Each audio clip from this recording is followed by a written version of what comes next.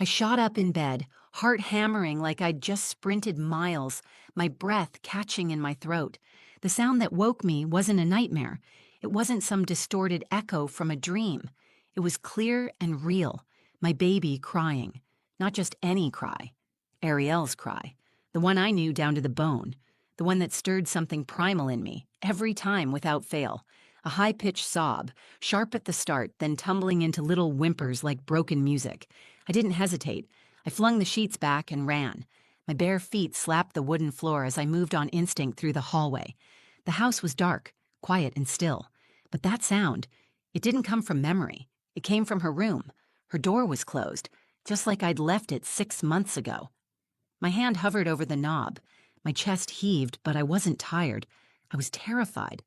I hadn't opened that door since the morning I carried her out for the last time.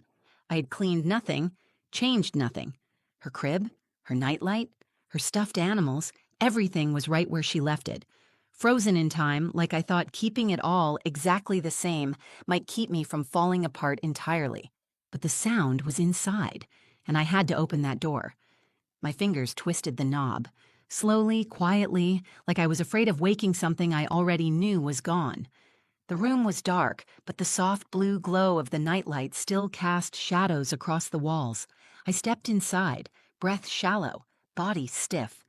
And then I saw it. The crib was empty. Not just empty. Cold. Her pink blanket was folded neatly at the foot, untouched. The little mobile above the crib hung still. There was no sign of anyone, no sign of anything. The crying had stopped. My legs buckled, and I dropped to my knees. I pressed my palms to the floor like it might anchor me, like the wood beneath me could carry the weight that my heart couldn't. I whispered her name. Ariel. No answer. My eyes scanned every inch of that room. Her rocking chair sat quietly in the corner. Her stuffed animals lined the shelves. Moosey, the teddy bear she used to hold so tightly in her sleep, was gone.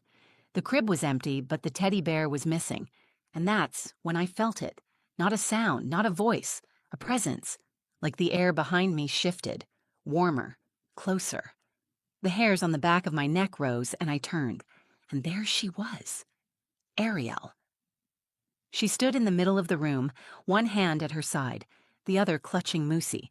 Her eyes, those soft brown eyes I used to stare into for hours, looked straight at me. She wasn't glowing. She wasn't floating. She was just standing. Just as I remembered her. Same polka dot onesie with the small tear on the sleeve. Her curls were tied up like I used to do every night after her bath. Her cheeks were pink like she'd just woken from a nap. I didn't move. My whole body locked, frozen between fear and awe. My heart screamed, but my mouth couldn't speak. And then she smiled. It was small, quiet, but it was her. It was Ariel's smile. Every part of me shattered and came back together at the same time. I wanted to reach for her, to hold her, to cry out and ask how this could be happening. But I didn't, because in that moment, nothing else mattered. She was here, and I was breathing. Before that night, I had learned how to live with silence. Not the kind that feels peaceful or calm, the kind that hangs in the air, heavy and sharp like a scream caught in your throat. After Ariel died, the world didn't stop, but everything in me did. I existed in slow motion while life outside the walls of my home kept moving, as if nothing had changed. Most mornings, I woke up before the sun. Not because I wanted to, but because sleep had become a stranger. My mind didn't allow rest. I'd lie in bed watching the ceiling change shades as dawn crept in. On some days, I stared long enough to wonder if my heart had stopped beating altogether, because the grief made everything numb. But it hadn't. It just beat quietly, like it was afraid to feel anything too deeply. I lived in a small house outside of Duluth, Minnesota.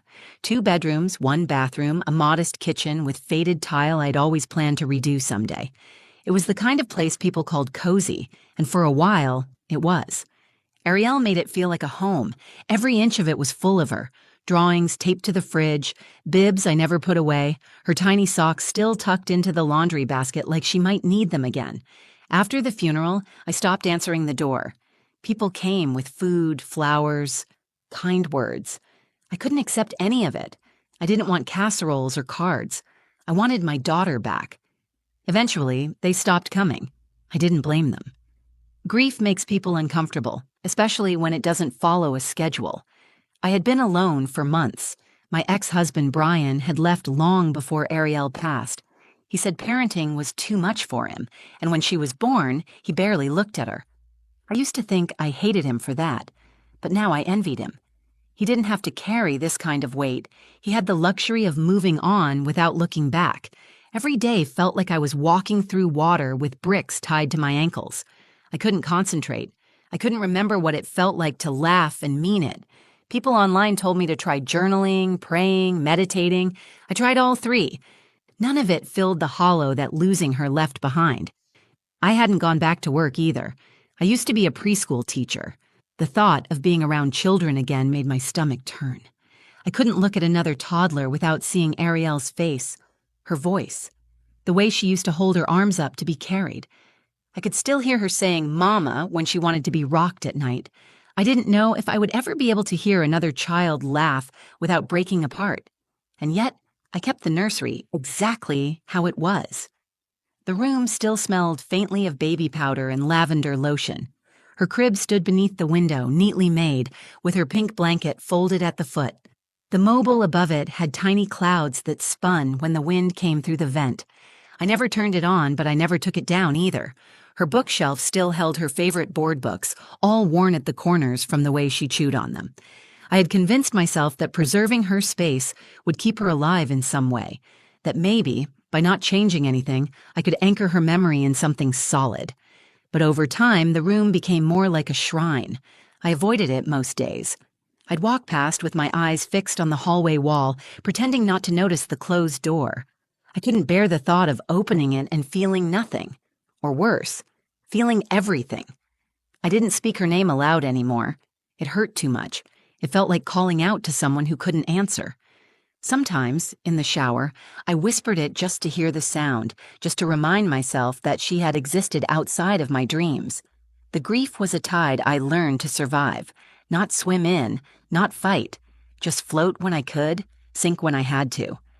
I measured my days by how many hours I could go without crying. Some days were better than others. Most weren't.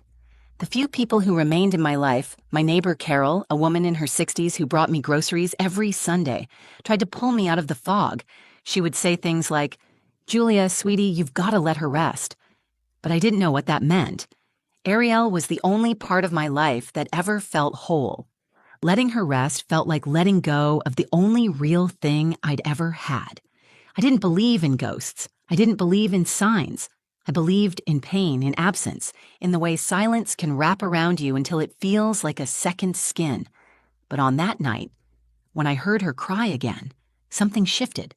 For the first time in 6 months, the silence broke, and everything I thought I understood about grief, about love, about death, changed in an instant. That night, I had fallen asleep on the couch again. The bedroom felt too far away, too empty. I remember the sound of the television humming low in the background. Some old documentary was playing, but I wasn't watching it.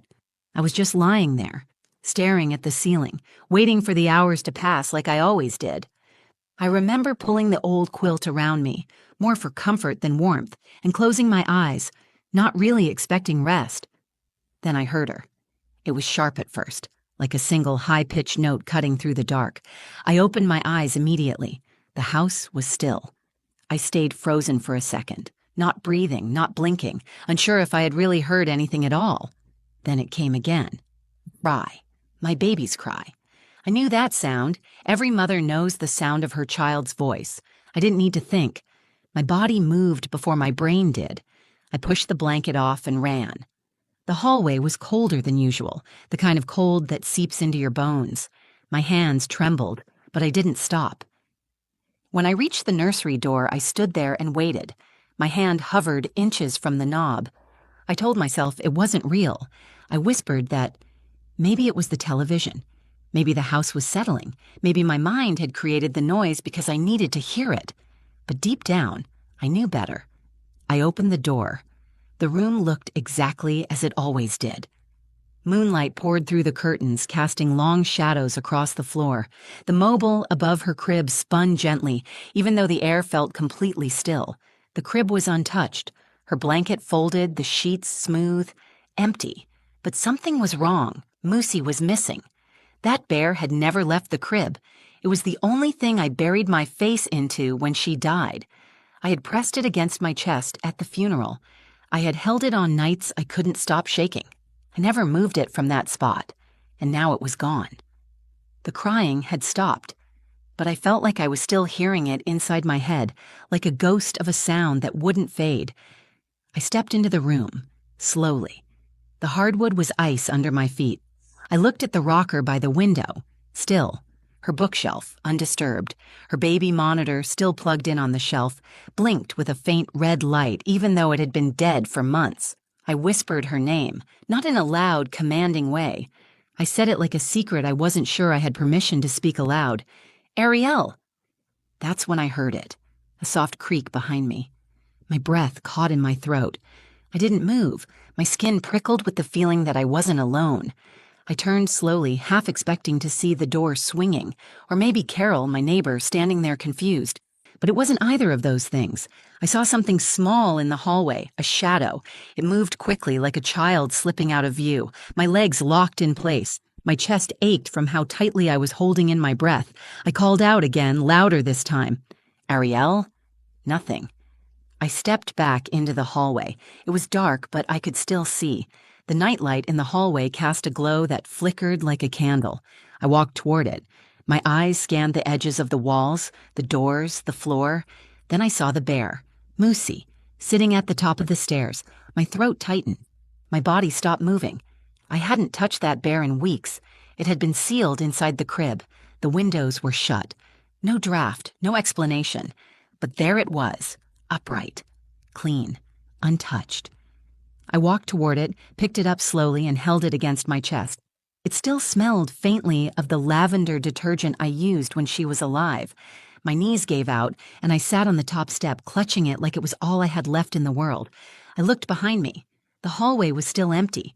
No footsteps, no sounds. But the crying had been real. My hands were shaking. My skin felt ice cold. I buried my face into the bear's fur and rocked slightly, just like I used to do with her in the middle of the night when she wouldn't sleep. My heart raced, and a voice in my head screamed at me to do something, to call someone, to explain what just happened. Who would I tell? That I heard my dead daughter crying in the night, that her teddy bear moved from her crib to the hallway on its own, that a shadow the size of a toddler darted past me and vanished? I knew what they would say. Grief plays tricks. Minds bend under pressure. Mothers hear things they want to hear, but I didn't want to hear that cry. I didn't want to feel this again. I didn't want to be reminded. I had learned to live with the pain by locking it away. Yet that night it all came rushing back. The sounds, the smells, the sense that I wasn't alone in my own home. I sat on the stairs until the sun rose, clutching Moosey and waiting for something, anything to explain itself. By the time the sun rose, the entire house felt different. Not brighter, not warmer, but still, somehow changed. I hadn't moved from the top of the stairs. My arms were wrapped around Moosey, and the stiffness in my back told me I'd been sitting there longer than I realized. Light spilled through the living room windows, touching the edge of the hallway like it was afraid to come any further. I didn't sleep. I couldn't. Even as morning noises returned, the rustle of wind outside, the hum of the fridge, I didn't feel like I was back in the real world yet. It was as if part of the night had followed me into the daylight. I sat there and kept asking myself one question over and over. What do I do now? I had lived in numb silence for so long that I forgot what it felt like to move toward something instead of away from it. But last night had torn a hole in everything I thought I understood about grief, memory, and reality. Ariel's cry hadn't come from inside my head. That bear didn't move itself. And the feeling in that hallway, something watching, something waiting, it wasn't grief. It was something else. I stood up slowly, my legs stiff and weak beneath me. I didn't go to the kitchen. I didn't check my phone. I walked straight back to the nursery. I hadn't stepped into that room in daylight in months. The morning sun lit the curtains from behind, casting soft light onto the crib. Everything looked untouched, silent. but I felt like the room was holding its breath. I opened the closet door and pulled down the memory box from the top shelf. Inside were all the things I couldn't bear to throw away. Her hospital bracelet, the first pair of socks she wore, the letter I wrote to her before she was born. There were pictures, a lock of her baby hair, and the last ultrasound where she looked like she was already smiling. I sat down cross-legged on the floor and placed Moosey in front of me. I didn't talk to the bear like it was magical. I didn't pretend this was a movie. I simply said her name. Arielle. Just once. Just to see if it felt real again. And it did. Something in me cracked open. I started talking. Not to a ghost, not to the room, just into the air like I was pouring out all the words that had been trapped inside for 6 months. I don't know what happened last night. I don't know if you're trying to tell me something or if I'm finally breaking. But I heard you. I felt you. And I can't pretend that I didn't. The words came faster. They burned coming out, but they didn't stop. I tried so hard to keep everything the same because I didn't know how to keep going without you. But I think I froze everything, so I wouldn't have to feel it, so I wouldn't have to say goodbye. I wasn't ready. I'm still not. I picked up Moosey and held it against my chest. The smell of her lotion was faint, but it was still there, a piece of her, a reminder. And then I made a decision. I was going to stop avoiding the truth of what I had seen, what I had felt. Whether it was supernatural or psychological didn't matter anymore. What mattered was what it meant. Something inside me was trying to come to the surface. Something needed to be faced, and I wasn't going to run from it again. I cleaned the nursery that afternoon, not in a way that erased her, but in a way that honored her. I folded the clothes and placed them in a chest. I sorted her books into a box I labeled for the future. I took down the mobile gently and tucked it away with care. It was painful. Every item felt like a goodbye, but I kept going. Later that evening, I opened the blinds and let the sunset fill the room. I brought in the rocking chair from the living room and placed it by the window where I used to sit with her in the evenings. I held Moosey in my lap and just sat there, breathing. I didn't expect anything to happen. I didn't wait for shadows or voices or another cry in the night. I just sat and allowed myself to feel her presence without fear. That night, I lit a single candle on the windowsill. I said her name out loud, not in sorrow, but in recognition. I told her the truth. I miss you, but I'm not going to hide anymore. There was no voice, no whisper in response, but something in my chest loosened. A pressure I had been carrying for months lifted, even if only slightly. For the first time in half a year, I wasn't waiting for the grief to drown me. I had chosen to face it. And whatever had pulled Arielle to me last night, memory, spirit, or love, had opened a door I hadn't been willing to touch before. Now, I was ready to walk through it. That night, something changed again. After the sun went down, I sat in the nursery just like I had the night before. The candle flickered on the windowsill. Moosey was in my lap. The room smelled like lavender and old memories, but the air didn't feel as heavy. I wrapped myself in one of Arielle's old blankets, the soft one with the clouds and stars on it, and I rocked gently in the chair, not expecting anything but silence. Then the temperature in the room dropped, not sharply, but in a way that made my skin tense and my breath catch. The hairs on my arms stood up. The candle didn't move, but I felt the change before I saw it. A soft light shimmered near the crib, faint at first, like a reflection from the street outside, but there was no car, no sound. The air was still. The glow grew brighter, and I sat up, completely alert, heart pounding in my chest. I wanted to move, but couldn't. I wanted to speak, but didn't know what to say. And then she was there, Arielle, standing just a few feet away, barefoot on the wooden floor, clutching Moosey to her chest. She looked exactly as I remembered her.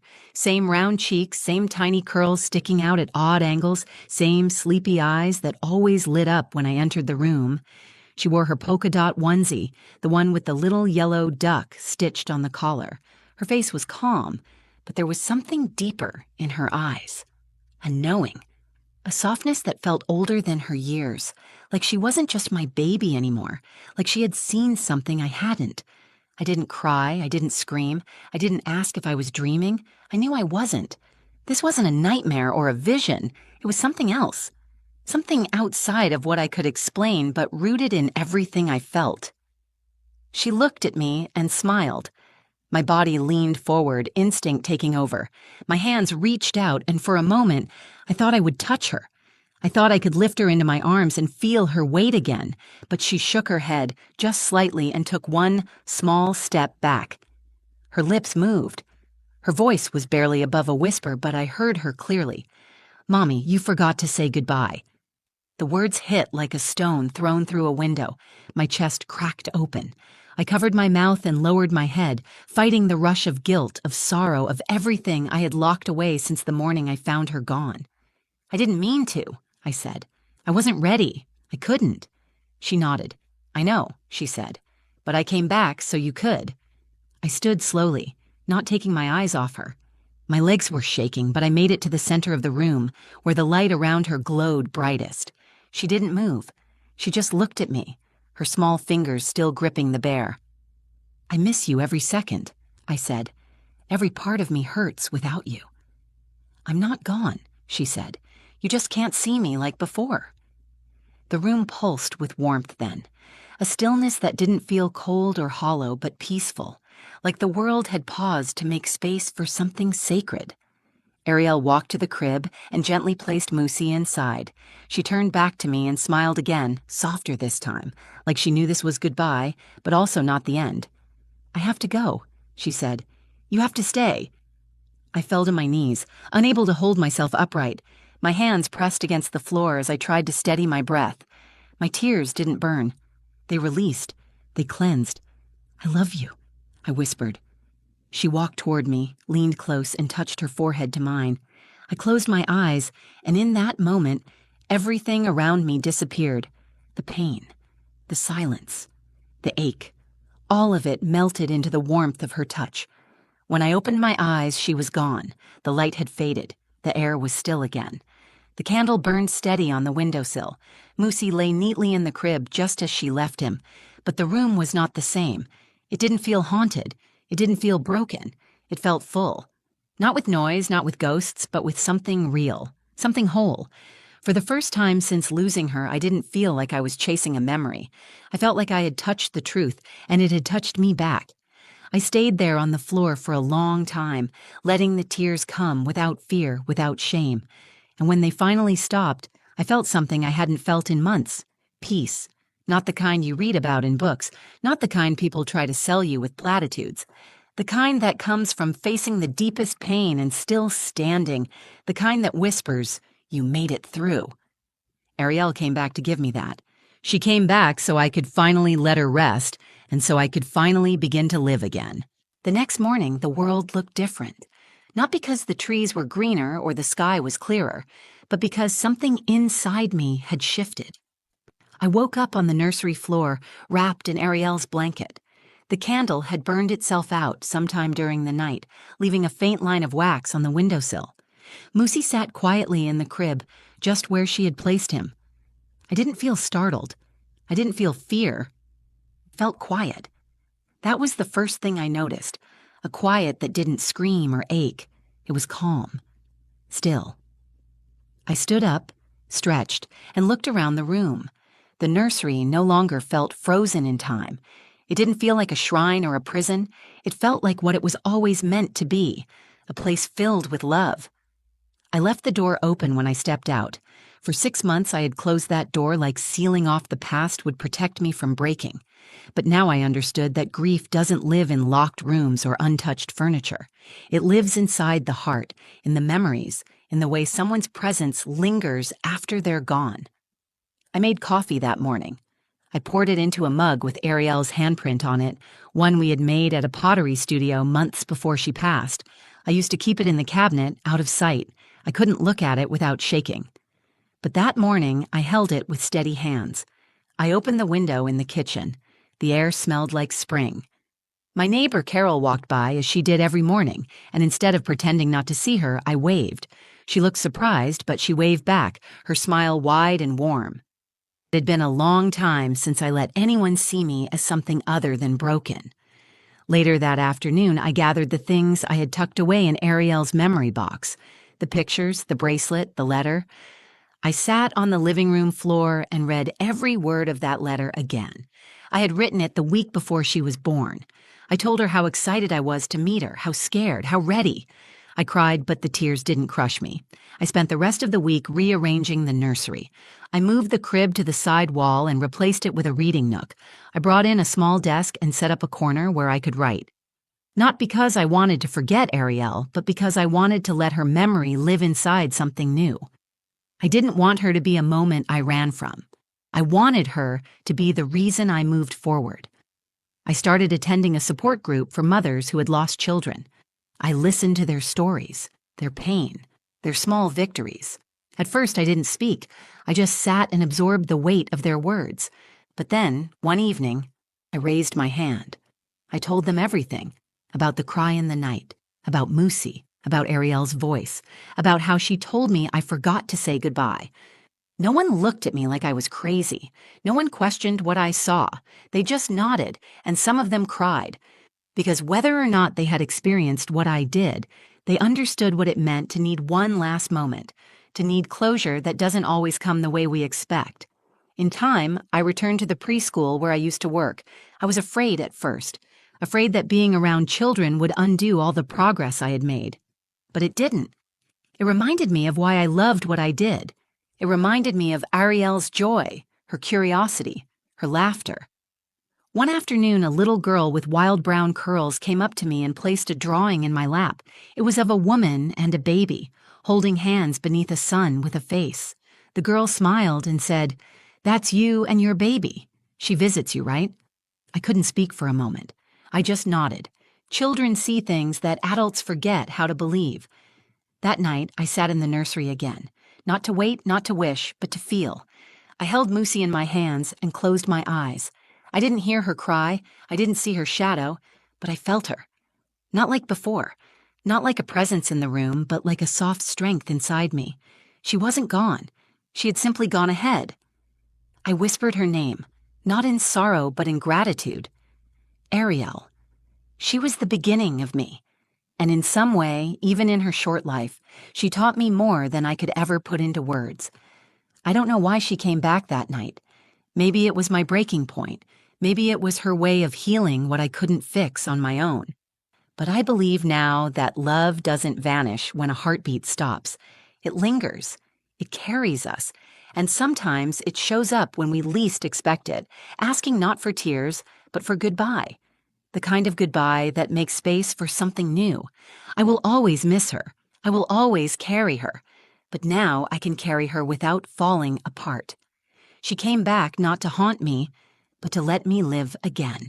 If this story touched you, if it reminded you of someone you've loved and lost, then you're not alone. Grief doesn't disappear. But sometimes, when we're quiet enough to listen, love finds a way back to us in the most unexpected moments. Thank you for staying with me until the end. If this story meant something to you, please like the video, share it with someone who needs to hear it, and leave a comment below. I'd love to know your thoughts or your own story.